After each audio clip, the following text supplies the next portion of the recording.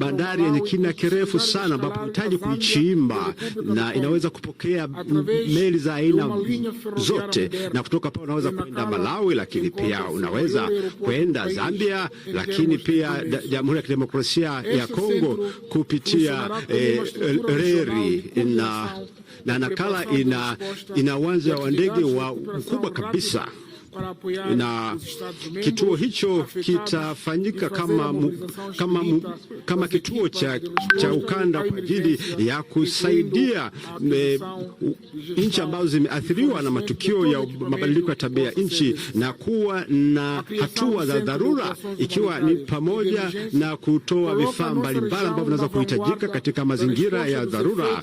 Na kuanzishwa kwa kituo hiki unafanya eneo letu liwe mbele katika kuchukua hatua dhidi ya madhara ya mabadiliko ya tabia nchi, lakini pia inaleta pamoja jitihada za ukanda ili kuweza kuchukua hatua katika mazingira ya dharura. Sekretarieti ya Sadc na nchi wanachama ni lazima waweze kuridhia haraka nyaraka zinazohusiana, lakini pia na kuwa na watu watakaokuwa wanahusika katika uratibu katika ngazi ya kitaifa. Na kwa maamuzi haya Sadc inaonyesha bara na dunia kwa ujumla kwamba ina dhamira ya dhati ya kuendelea kutekeleza utekelezaji wa ajenda 2030 ya maendeleo endelevu, lakini pia mkataba wa Paris kuhusu mabadiliko ya tabia nchi, lakini pia ajenda ya 2060, lakini kwa kuangalia msingi wa kutegemeana. Na kituo hiki tunachukua hatua muhimu katika kutekeleza kujenga eneo ambalo lina ustahimilivu kwenye mazingira ya tabia nchi, lakini pia kufahamu vizuri madhara ya tabia nchi, lakini pia na hatua za kuchukua ambazo zitakuwa ni mwafaka. Waheshimiwa kuwa nchi na serikali, mabibi na mabwana, mategemeo ya mkutano huu ni kuangalia hatua za Sadc pia na namna ambavyo Sadc itasaidia kupambana na ugaidi ambao upo kwenye jimbo la Cabo Delgado. Lazima hatua zetu ziweze kufikiria kuangalia vikundi mbalimbali ambavyo vimesambaa katika maeneo mbalimbali ya eneo hili katika kupambana na ugaidi. Lakini pia kuangalia kulinda mifumo yetu ya kiuchumi, na mbinu zetu lazima zitumike katika kutambua kwamba ugaidi ni tishio la kimataifa, na kwamba ili kupambana nao ni lazima tuweze kuwa na ufahamu wa kina kuhusu ugaidi ili tuweze kuondoa kabisa ugaidi katika eneo letu lote. Ningependa kuhakikishia kwamba hapa Msumbiji tunafahamu vyema kuhusu wajibu wetu kwa wakati huu. Tunatambua na tunatambua pia mshikamano na msaada tunaopata kwa nchi wanachama, lakini pia na nchi rafiki ambao wanasaidia jitihada za serikali yetu ili kuhakikisha kwamba ugaidi unaondolewa katika nchi yetu na katika ukanda huu. Tunaamini kwamba Sadc itakuwa ni mdau mkubwa katika mapambano haya, na kwamba tutaendelea kufanya kazi bila kuchoka mpaka tuweze kupata ushindi, ambapo lazima tupate amani, maendeleo na ustawi katika eneo hili. Na nahitimisha na kuwatakia maamuzi mema katika mazingira ya kirafiki na ya wazi, ambayo ndiyo imekuwa sifa kubwa ya mikutano yetu katika kuongeza utangamano wa kisiasa, kiuchumi na kijamii. Kwa hiyo sasa ni heshima yangu kutangaza kwamba na kutamka kwamba mkutano huu wa dharura wa Sadc wa wakuu wa nchi na serikali sasa umefunguliwa rasmi, na washukuruni kwa kunisikiliza.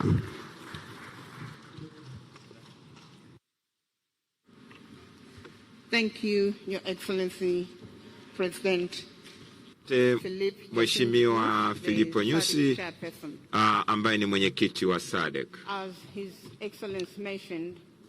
Kama alivyoeleza mheshimiwa, mwaka 2020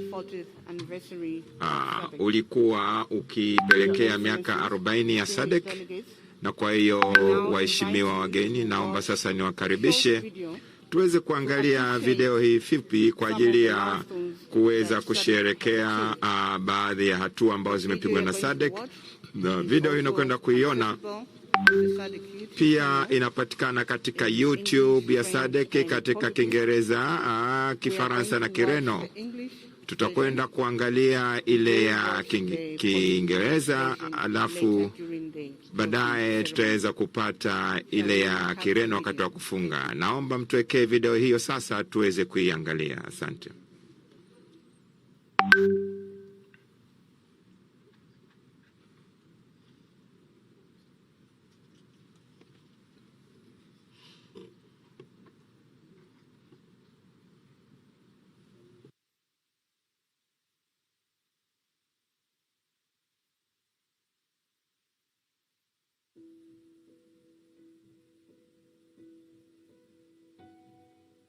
In April 1980, in Lusaka, Zambia, Mwaka 80 Lusaka, Zambia, walikuwepo waanzilishi wa mkutano uliopelekea kuanzishwa kwa Sadc. following the signing of the Sadc Declaration and Treaty. Through Sadc, our founders envisioned a region that would collectively advance the cause of national political liberation, paving the way for economic integration in Southern Africa. True to the dreams and aspirations of our founders, Sadc has made significant strides towards development, peace and security, and economic growth through regional integration and cooperation. Over the years, the membership of Sadc has increased from 9 in 1992 to the current 16 member states, bringing a unique diversity of states in mainland Southern Africa and the Indian Ocean. The increased membership has not only demonstrated the willingness of member states to cooperate in addressing issues of importance to the region, but has expanded Sadc's footprint on the African continent while creating a larger market for goods and services within a population of 340 million and a combined GDP of $720 billion. Since its establishment, Sadc has consistently shown unwavering solidarity and unity against the many challenges the region faces. The Sadc region was at the forefront of the global campaign to end apartheid in South Africa, which led to the independence of Namibia in 1990 and the collapse of the apartheid system in South Africa in 1994. Today, Sadc is a stable and peaceful region with an expansive market, a youthful population, and a conducive environment for investment. Sadc's solidarity and commitment to deeper regional integration has been demonstrated by the signing of a total of 33 protocols covering a wide range of sectors including agriculture, food security and natural resources, infrastructure, industrial development, trade, investment and finance, social and human development, peace and security. Added to these protocols are instruments and policies which include the Regional Indicative Strategic Development Plan, Strategic Indicative Plan for the Organ on Politics, Defense and Security Cooperation, Sadc Industrialization Strategy and Roadmap 2015 to 2063, Sadc Regional Agricultural Policy, and Sadc Regional Infrastructure Development Master Plan.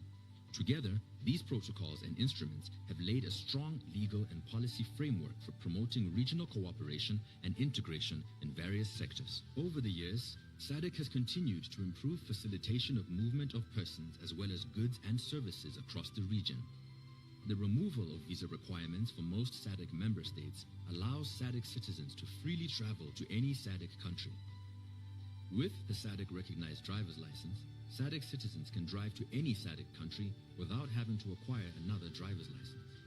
The one-stop border posts which are being established along some of the transport corridors within the region, together with the harmonized road transport regulations, have all eased movement of people, goods, and services, thereby saving time and reducing transport costs for travelers.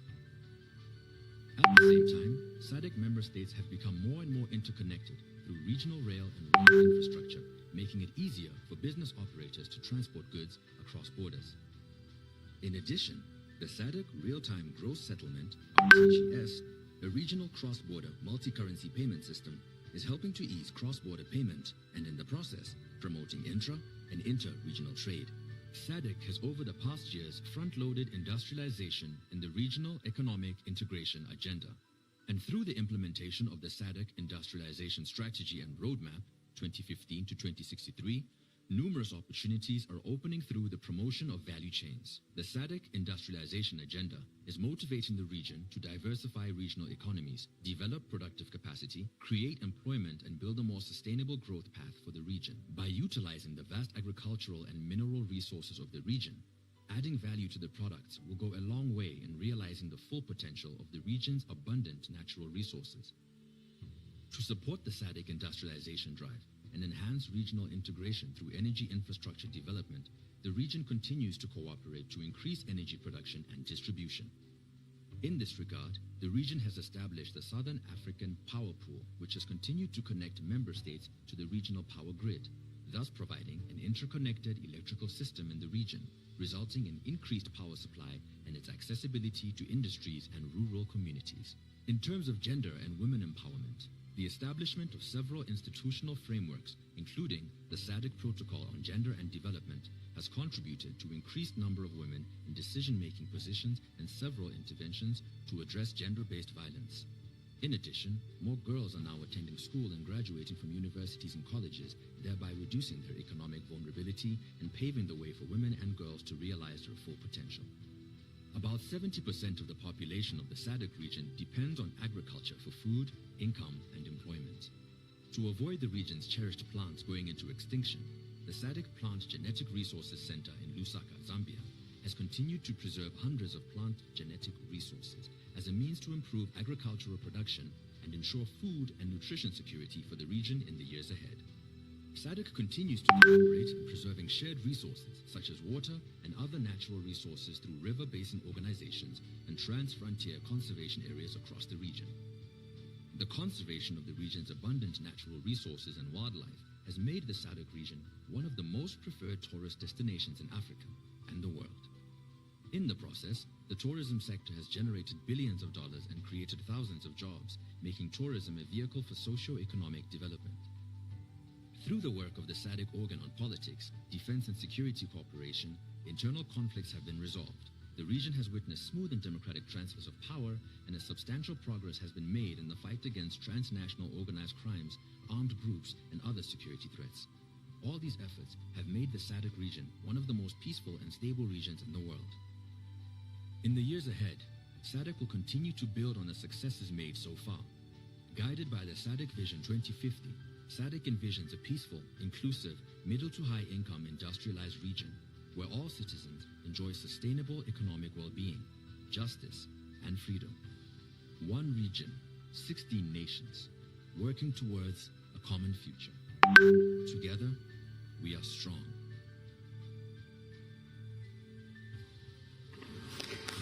Thank you. That video was in commemoration of the 40 years of SADC. And as I mentioned, we have the video in all SADC languages, and we will play the other languages later during the closing ceremony. Excellencies, waheshimiwa, wageni waalikwa, kama tulivyosikia kutoka kwa mwenyekiti, jiji la Lusaka nchini Zambia na kule ambako rais wa kwanza wa Zambia hayati Daktari Kenneth David Kaunda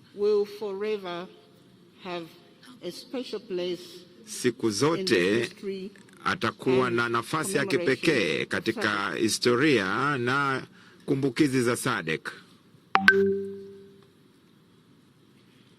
During the preparation of this commemoration, wakati wa maandalizi ya kumbukizi hizi, we were privileged to receive, tulipata heshima ya kupata ujumbe wa ushirikiano wa nia njema kutoka kwa Daktari Kaunda.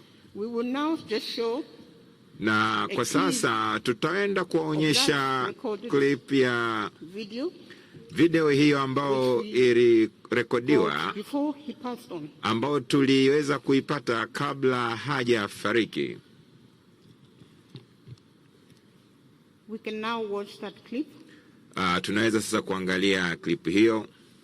which is the message of goodwill from His Excellency.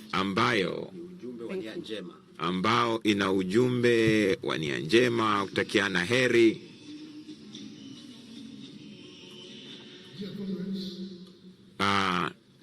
Ndugu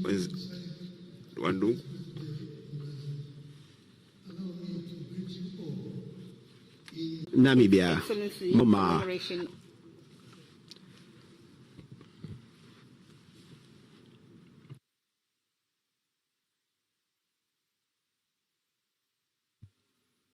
Regional cooperation and integration, notable in the areas of democracy and the governance of peace and security, infrastructure and services, food security, agriculture, as well as economic development and investment. Our collective pursuit of a better standard and quality of life for the people of Southern Africa by eradicating poverty and supporting the social disadvantage through regional integration built on democratic principle and equitable and sustainable development and regional peace and security remain vital in ensuring the achievement of our regional integration agenda. I was privileged to preside over the 1992 Sadc Summit that adopted the Sadc Treaty in Windhoek, Namibia. Many of our founding fathers are no longer with us, but our vision of an economically prosperous, secure and democratic region as stipulated in the treaty is gradually becoming a reality. Sadc remains a very well-respected regional economic community in Africa and the world over. As we celebrate the 40th day of our regional organization, we recognize the tremendous contribution of women towards the attainment of independence of our respective countries. And in every sphere of our society today, as a region, we are making progress towards attaining our set agenda of 50% women representation in Parliament, as exposed in the Sadc Protocol on Gender and Development. Notwithstanding the region's achievement, Sadc still has a long way to go in order to emerge as an effective and a competitive player in international relations and the world markets. Our collective efforts and the cooperation need to be safely guarded to ensure that they continue to flourish. We need to effectively work on deepening our partnership and refining our strategies in an ever-changing global front to ensure maximum benefits for our region. Young people in Southern Africa account for over 60% of our population. There is therefore a need to continue strengthening the family as the fundamental unit of society in order to raise productive children and the citizens who have the best interest of our region at the heart. Let us continue to empower them with access to vocational training and with the necessary financial support to pursue tertiary education in manufacturing and industrial sectors in order for them to innovate and create sustainable jobs to grow our industries and economies and to ensure stability for a prosperous region. In this 40th anniversary of Sadc, Namibia is optimistic about a better future for all Namibians and for the people of Southern Africa under the leadership of the heads of state and government.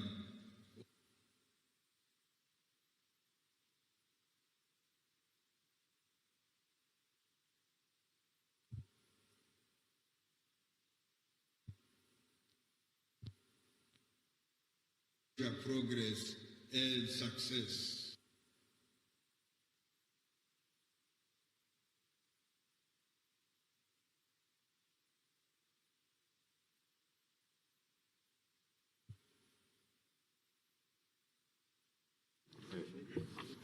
Thank you. Asante. That was the message of goodwill. Huo ndio ulikuwa ni ujumbe wa nia njema kutoka kwa Mheshimiwa Sam Shafisu na Nujoma, Rais wa kwanza wa Jamhuri ya Namibia.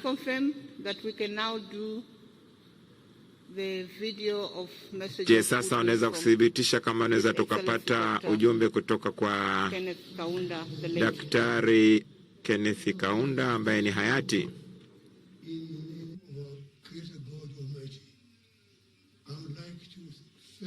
Firstly, thank all the heads of state in the region for their concerted effort to ensure that it continues to uphold its core values such as reducing economic dependence, maintaining regional peace, and coordinating developmental agendas in member states.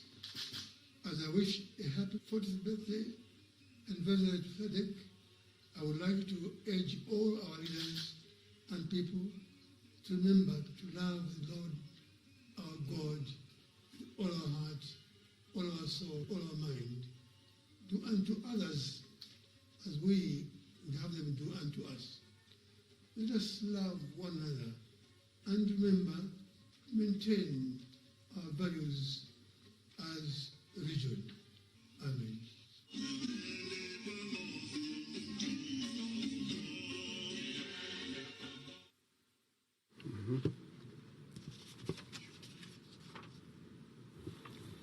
Thank you. Asante.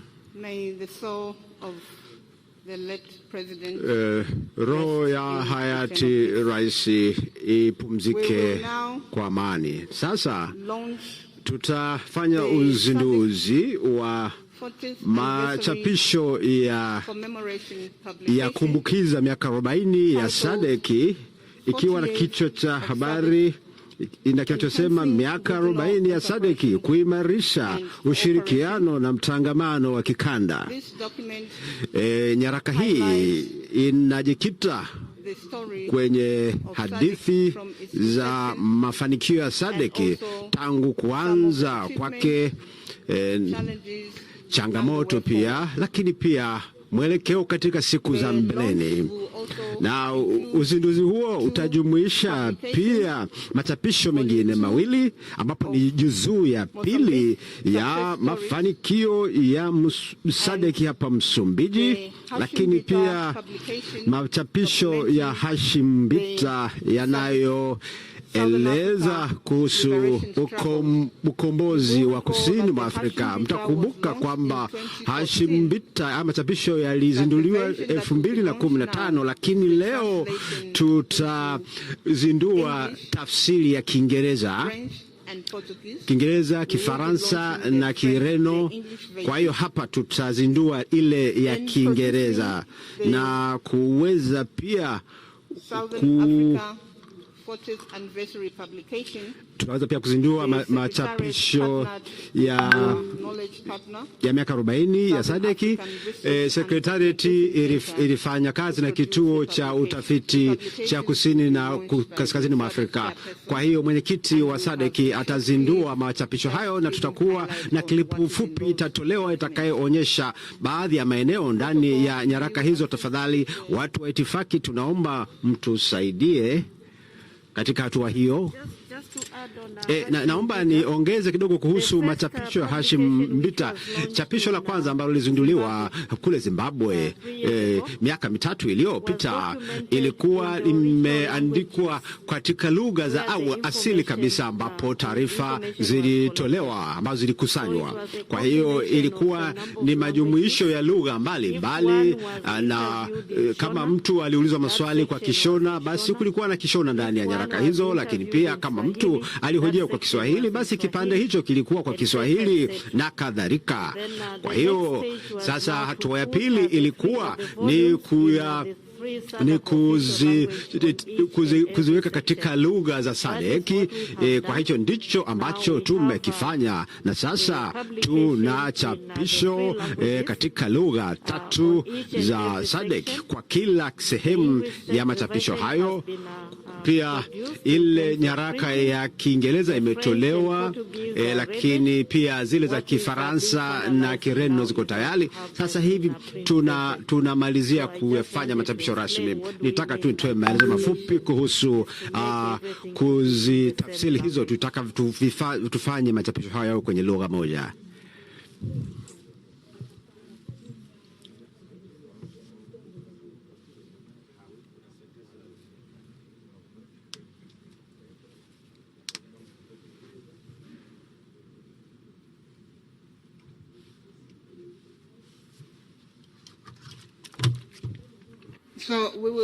Sasa tutaanza kwa kuzindua nyaraka kuhusu miaka 40 ya Sadc, na itafanywa na mwenyekiti wa Sadc akisaidiwa na katibu mtendaji wa Sadc. Tafadhali mheshimiwa.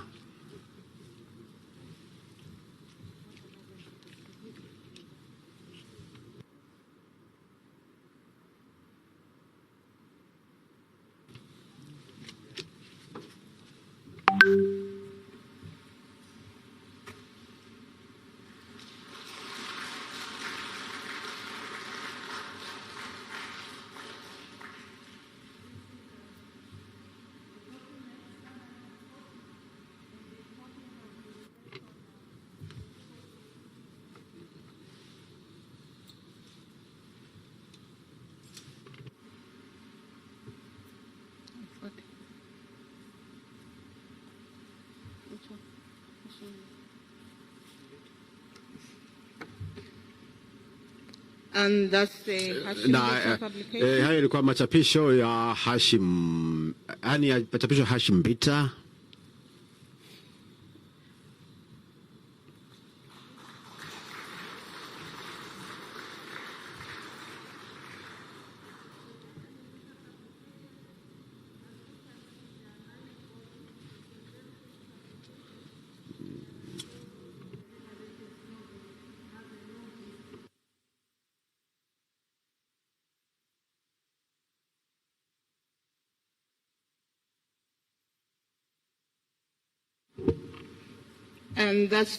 Na hiyo ni juzuu ya pili ya hadithi za mafanikio ya Sadc hapa Msumbiji.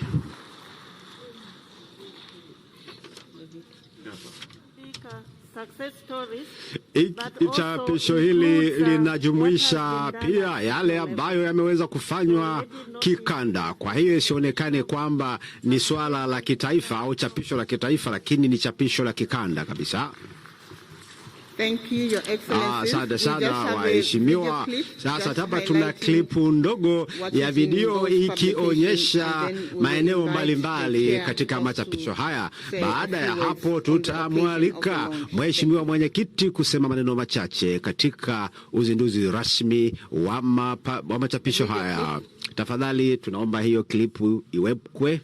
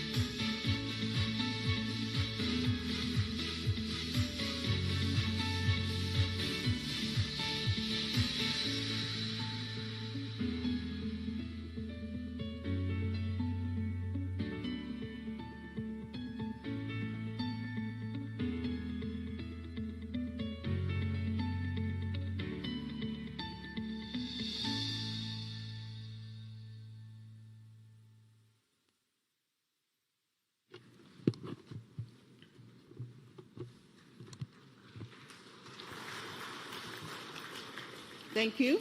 Asante. So those publications will be hayo machapisho yatakuwa yakipatikana katika tovuti yetu, lakini tunazo nakala ambazo kila mmoja anaweza kupata zinazohusiana na maadhimisho ya miaka 40 ya Sadc.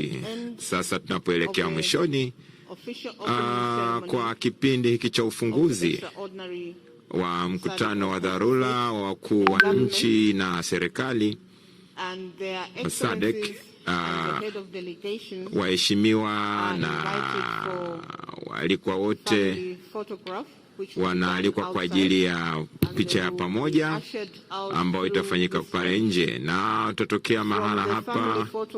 Alafu katika hiyo picha ya pamoja ya familia ya Sadc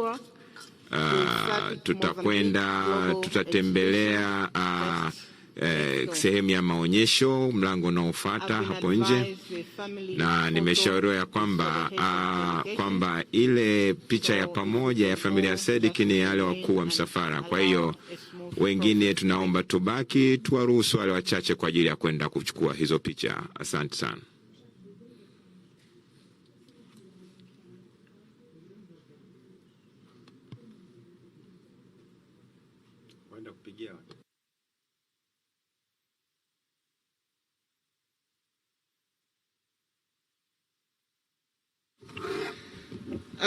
Apologies, there is a slight change. Naomba radhi, kuna mabadiliko kidogo katika ratiba. Picha ya familia pamoja itapigwa mwishoni kabisa mwa kikao cha wakuu wa nchi baada ya kufunga rasmi. Kwa hiyo kwa sasa mkutano kuu wa nchi utaendelea, mkutano wa ndani, na kwa maana hiyo sasa tunaomba watu wa habari wanaweza wakachukua nafasi zao polepole wakaondoka, na tutawaalika tena wakati wa kipindi cha kufunga.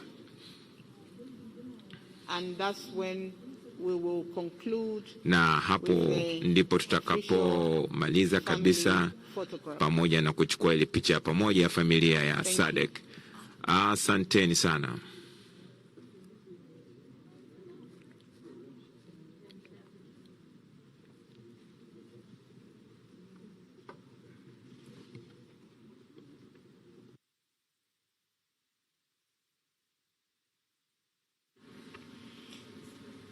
The speeches will be made available. Hotuba zitapatikana kwa ajili ya watu wa habari katika kituo cha habari,